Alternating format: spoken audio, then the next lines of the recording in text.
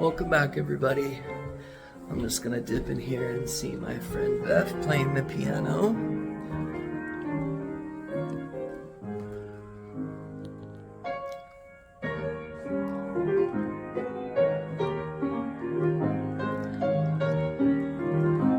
Such a beautiful place to be in, and such lovely music playing in the background. Today's topic is limiting negative self-talk. So when we find ourselves